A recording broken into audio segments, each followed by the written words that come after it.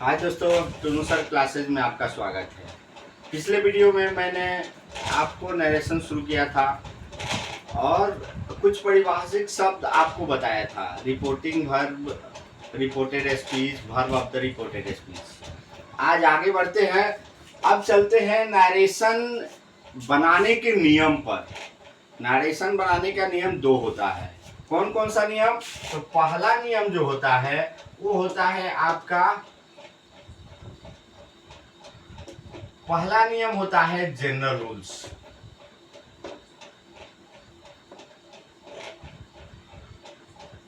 और दूसरा नियम जो होता है वो होता है स्पेशल रूल्स।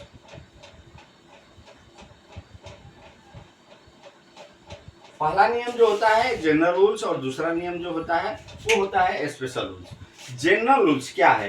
तो जनरल रूल्स उन नियमों को कहते हैं, जनरल रूल्स उन नियमों को कहा जाता है जो हर प्रकार के वाक्यों के साथ लागू होता है।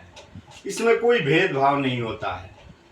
लेकिन जब स्पेशल रूल्स की बात आती है तो जैसे हम लोग कभी कभी बड़े बड़े फंक्शनों में जाते हैं, देखते हैं वीआईपी लोगों के लिए अलग लगा हुआ है व्यवस्था, उससे नीचे वाले लोगों के अलग लगा हुआ है, हम जैसे जनरल लोगों के लिए क्या है, अलग व्यवस्था लगा हुआ है। तो स्पेशल रूल्स उन नियमों को कहा जाता है जो भिन्न भिन्न वाक्यों के साथ भिन्न भिन्न प्रकार के नियम लगते हैं। ठीक है। तो जनरल रूल्स किसे कहा जाता है? तो जनरल रूल्स उस नियम को कहा जाता है जो हर प्रकार के वाक्यों के साथ लागू होता है। सब प्रकार के साथ एक ही नियम लागू होता है। लेकिन स्पेशल रूल्स अलग अलग वाक्यों के लिए अलग अलग नियम होते हैं। अब चलिए, अब इनके बारे में हम जो है, अब देखिए, अब जनरल रूल्स में आते हैं हम लोग। जनरल रूल्स जो होते हैं 3 प्रकार के होते हैं। कौन कौन से प्रकार? तो देखिए हम लिख दे रहे हैं। पहला होता है change of person, change of person. दूसरा नियम जो होता है वो होता है change of tense, change of tense. और तीसरा नियम जो होता है वो होता है change of other parts of speech.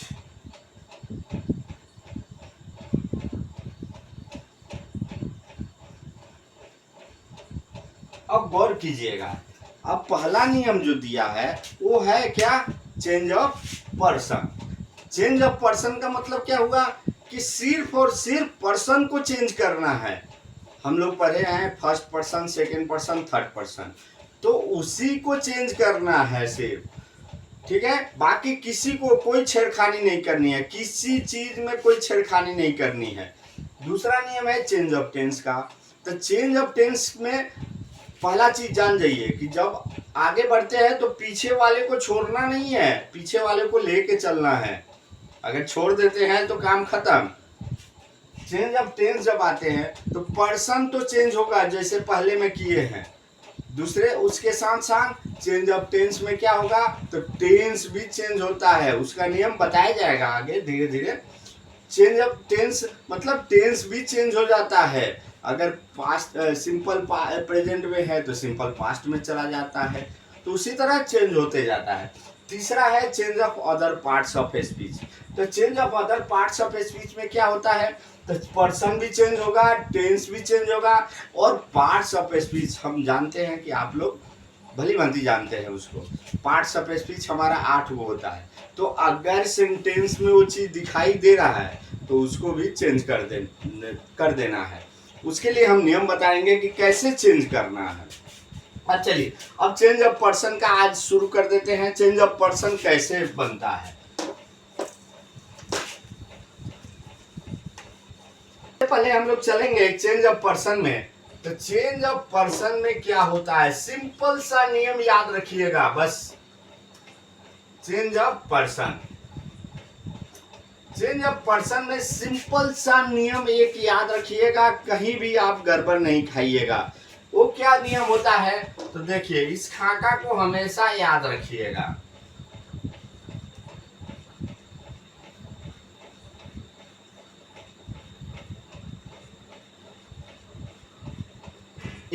तीन और एसओएन।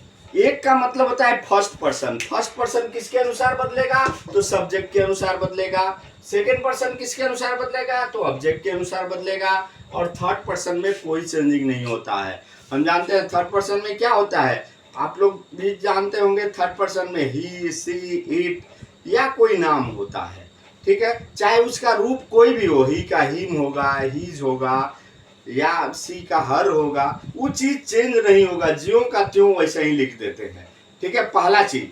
दूसरा चीज होता है, इसमें एक उदाहरण हम देते हैं, पेश करते हैं, जैसे हम पहले भी बता चुके हैं, आप लोग के पहले वीडियो में भी बता चुके हैं।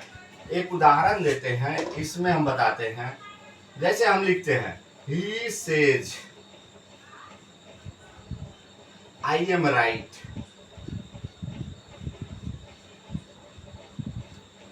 अब चेंज ऑफ पर्सन अगर एग्जामों में पूछता है तो वहां देगा नहीं आपको कि चेंज ऑफ पर्सन में बदलना है, चेंज ऑफ पर्सन का है कि चेंज ऑफ टेंस का है कि change of other parts of speech का है। ये आपको अपने विवेक से अपना याद करके रखना होगा कि कैसे हम पहचानेंगे कि इसमें सिर्फ पर्सन को चेंज करना है कि टेंस को चेंज करना है कि अदर पार्ट्स ऑफ स्पीच को चेंज करना है।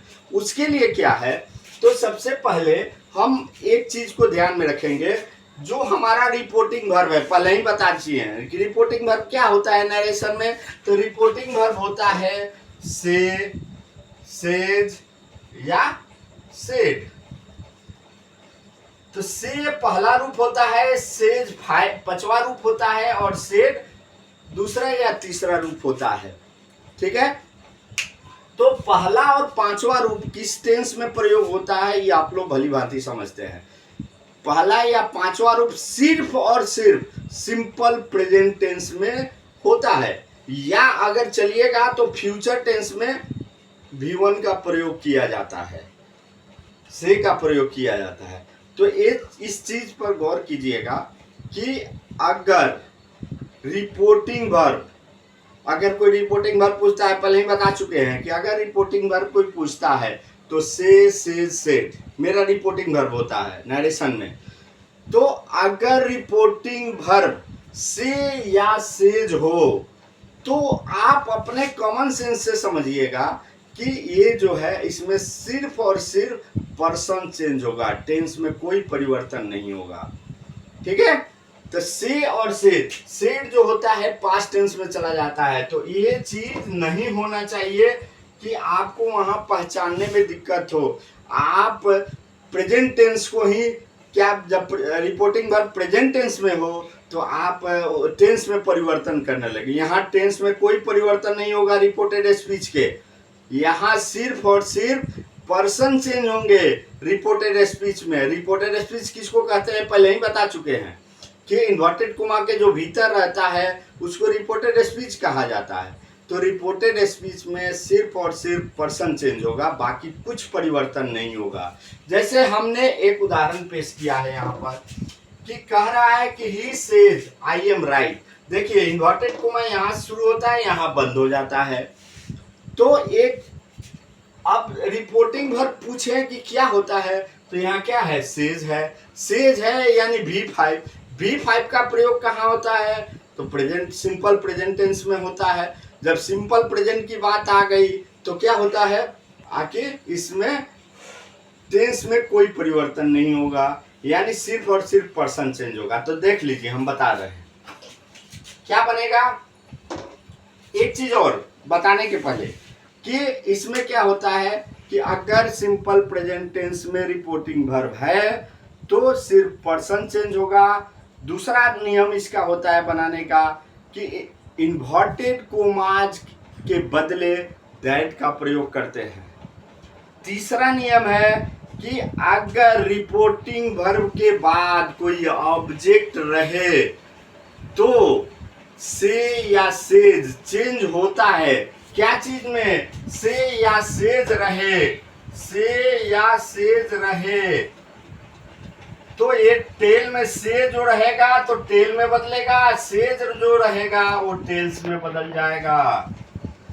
अगर से है तो टेल में बदलेगा, अगर सेज है तो टेल्स में बदल जाएगा, ठीक है। कब? जब ऑब्जेक्ट रहे। हमेशा ये चीज दिमाग में रहना चाहिए कि ऑब्जेक्ट कहाँ रहता है, तो ऑब्जेक्ट किसी भी सेंटेंस के लास्ट में रहता है। ठीक है, ऑब्जेक्ट किसी सेंटेंस के अंत में होता है। जब वो शुरू में आ जाता है तो सब्जेक्ट कहलाता है। तो हमको सब्जेक्ट और ऑब्जेक्ट कहाँ से पता चलेगा? तो इस शुरू में यहाँ पर देखिए, यहाँ पर सब्जेक्ट है, रिपोर्टिंग वर्ब है, उसके बाद ऑब्जेक्ट नहीं है। तो ऑब्जेक्ट नहीं है तो रिपोर्टिंग वर्ब ज्यों का त्यों रहता है। अगर ऑब्जेक्ट है तो हमारा से या से जो होगा टेल में बदलेगा, और से जो होगा टेल्स में बदलेगा। अगर ऑब्जेक्ट नहीं है तो रिपोर्टिंग वर्ब ज्यों का त्यों लिखते हैं। दूसरा चीज कि इन्वर्टेड कॉमाज के बदले हम क्या चीज का प्रयोग करते हैं बच्चों? तो दैट का प्रयोग करते हैं। अगर ऑब्जेक्ट है तो से या सेज बदलेगा, और उसके बाद रिपोर्टिंग वर्ब हमारा चेंज होगा क्या चीज में? दैट में प्रयोग हो जाएगा। बाकी जो होगा इस नियम के अनुसार चलेगा। इस नियम में क्या है? 1 2 3। 1 का मतलब होता है फर्स्ट पर्सन, 2 का मतलब होता है सेकंड पर्सन, और 3 का मतलब होता है थर्ड पर्सन। आसान सा ट्रिक है, आप लोग समझ जाइएगा एक बार में। तो 1 लिखा हुआ है, फर्स्ट पर्सन जो होगा वो किसके में बदलेगा? तो सब्जेक्ट के रूप में बदलेगा। सेकंड पर्सन जो होगा वो मतलब ऑब्जेक्ट के रूप में बदलेगा, और थर्ड पर्सन जो होता है उसमें कोई चेंजिंग नहीं होता है। क्लियर? अब चलिए इसको हम बनाते हैं। अब देखिए बच्चों, इसमें देख लो, सेज के बाद रिपोर्टिंग वर्ब के बाद कोई ऑब्जेक्ट नहीं है, हमको इसमें नहीं लेना है। इन्वर्टेड कॉमाज के भीतर जो शब्द है उसको नहीं लेना है, हमको देखना है इन्वर्टेड कॉमाज के बाहर। तो देखिए सबसे पहले सब्जेक्ट आता है। किसी भी सेंटेंस में शुरू करते हैं तो कर्ता को ढूंढते हैं, जो करने वाला होता है। जैसे हम किसी के द्वार पर पहुंचते हैं और जग हो रहा है तो सबसे पहले हम किसको ढूंढते हैं? तो जगकर्ता को ढूंढते हैं। है भाई, जगकर्ता कहाँ? हमारे एक खाली मिल जाए, एक खाली आमने सामने हो जाए, देख लें कि हाँ भाई फलना आदमी आई रहा। ठीक है, तो एक बार हम लोग उससे मिलते हैं जो काम को करने वाला होता है। अगर काम करने वाला ही गायब हो जाए तो क्या होगा? काम होगा? नहीं होगा। ठीक है, तो सब्जेक्ट जो होता है सबसे पहले उसकी प्रधानता दी जाती है। अब इसमें सब्जेक्ट कौन है देख लीजिए। सब्जेक्ट कौन है? तो ही है। वह कहता है क्या है? कि मैं ठीक हूं। कौन कह रहा है? वह कह रहा है कि मैं ठीक हूं। तो पहले ही बता चुके हैं डायरेक्ट स्पीच और इनडायरेक्ट। तो इनडायरेक्ट स्पीच है, वह अपने बारे में कह रहा है। वह कहता है कि मैं ठीक हूं, मैं नहीं, वो ठीक है, वो अपने बारे में कह रहा है। तो अगर वक्ता की कथन को हूबहू उसी के शब्दों में कहा जाता है तो उसको डायरेक्ट स्पीच कहा जाता है। तो वह कहता है कि मैं ठीक हूं। ठीक है, तो अब इसको इनडायरेक्ट कैसे बदलेंगे? रिपोर्टिंग वर्ब के बाद कोई ऑब्जेक्ट नहीं है, तो ऑब्जेक्ट अगर नहीं है तो रिपोर्टिंग वर्ब में चेंजिंग नहीं होगा। तो क्या लिखेंगे? He says. अब बोले कि इन्वर्टेड कॉमाज के बदले क्या चीज का प्रयोग होता है? दैट का प्रयोग होता है। तो इन्वर्टेड कॉमा यहाँ है तो यहाँ हटा देंगे इसको, और यहाँ पर क्या प्रयोग करेंगे? दैट का प्रयोग करेंगे। अब आता है हमारा एस 1 2 3 और SON का। तो आई कौन सा पर्सन होता है? तो हम पहले ही बता चुके हैं, आप लोग जानते भी होंगे। देख लीजिए, एक बार दिखा दे रहे हैं रफ करके, सिंगुलर और प्लूरल में। ये सिंगुलर नंबर, ये प्लूरल नंबर। यहाँ फर्स्ट पर्सन, सेकेंड पर्सन और थर्ड पर्सन। एक नीचे लिख देते हैं थर्ड पर्सन। तो फर्स्ट पर्सन में सिंगुलर रूप में आता है आई, और प्लूरल रूप उसका होता है वी। यू में यू आता है और यू आता है। थर्ड पर्सन में क्या आता है? तो ही सी इट आता है, या कोई नेम आता है, और दे आता है। अब देखिए, अब आई कौन सा पर्सन है अगर पूछा जाए आपसे, तो आई कौन सा पर्सन होता है? फर्स्ट पर्सन क्या होता है? बोलने वाले को फर्स्ट पर्सन कहते हैं। ठीक है, क्लियर? बोलने वाले को फर्स्ट पर्सन कहते हैं। जो सुनता है उसको क्या कहते हैं, सेकंड पर्सन कहते हैं। और जिसके बारे में कहा जा रहा है उसको क्या कहते हैं, थर्ड पर्सन कहते हैं। यानी मैं कह रहा हूं अगर, तो कोई सुनने वाला तो होगा, वो सुन रहा है, तो मैं फर्स्ट पर्सन हो गया, जो सुन रहा है वो सेकंड पर्सन हुआ, और जिसके बारे में हम लोग जिक्र कर रहे हैं, जिसकी बुराई भलाई जो भी कर रहे हैं, वो क्या हुआ, थर्ड पर्सन हुआ। वो या तो है या ये नहीं है, लेकिन उसके बारे में हम लोग जिक्र कर रहे हैं, ठीक है, तो वो थर्ड पर्सन हुआ। तो आई, अब देखिए यहाँ पर है आई एम राइट, तो आई कौन सा पर्सन हुआ, फर्स्ट पर्सन हुआ। तो फर्स्ट पर्सन किसके अनुसार बदलेगा, तो सब्जेक्ट के अनुसार बदलेगा। तो सब्जेक्ट मेरा क्या है, ही है। तो अगर यहाँ पर सब्जेक्ट के जगह पर आता है तो आई के बदले क्या लिखेंगे, अब ही लिख देंगे, क्योंकि वह कहता है। अगर हम उसी भाषा में कहते हैं तो उसके लिए आई का प्रयोग नहीं करेंगे, क्योंकि हम कह रहे हैं कि फलना आदमी, दूसरा कोई कह रहा है कि वह कहता है, क्या कहता है, कि वह ठीक है, यही ना कह रहा है। वह कहता है कि वह ठीक है, ये नहीं कहेंगे कि वह कहता है कि मैं ठीक हूं। मेरे बारे में थोड़े कह रहा है, सेकंड पर्सन में थोड़े कह रहा है, वो अपने बारे में कह रहा है।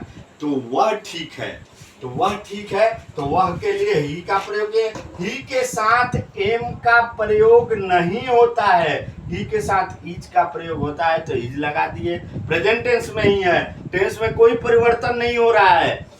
ही इज राइट, वह कहता है कि वह ठीक है। क्लियर। चलिए एक और हम एग्जांपल देके बता दे रहे हैं, ये खत्म हो जाएगा। एक और एग्जांपल देते हैं।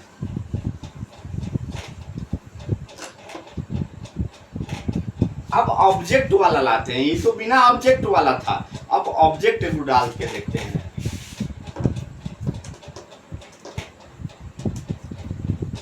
He says to me, I am your friend. अब देखिए इसमें क्या है, तो इसमें ऑब्जेक्ट दिया हुआ है, ठीक है, क्लियर।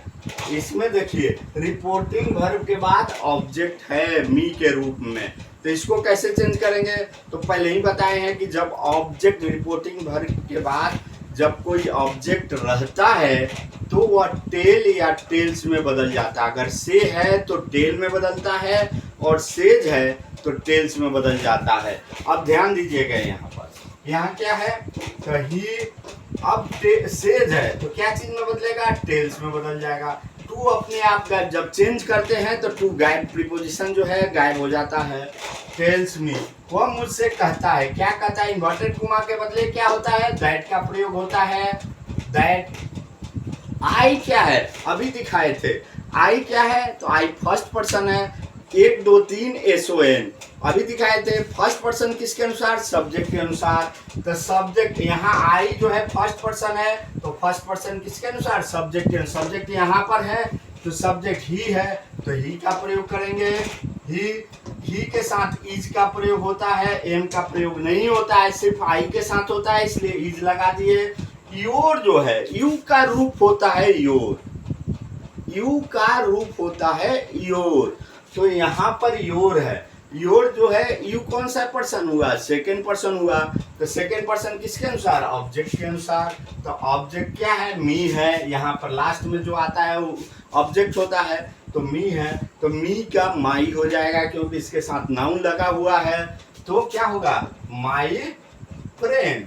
मी का माई में बदल देंगे, और जब ऑब्जेक्ट लगा हुआ है तो उसके साथ नाउन लगा हुआ है, तो मी का माई हो जाएगा। क्लियर। That's all.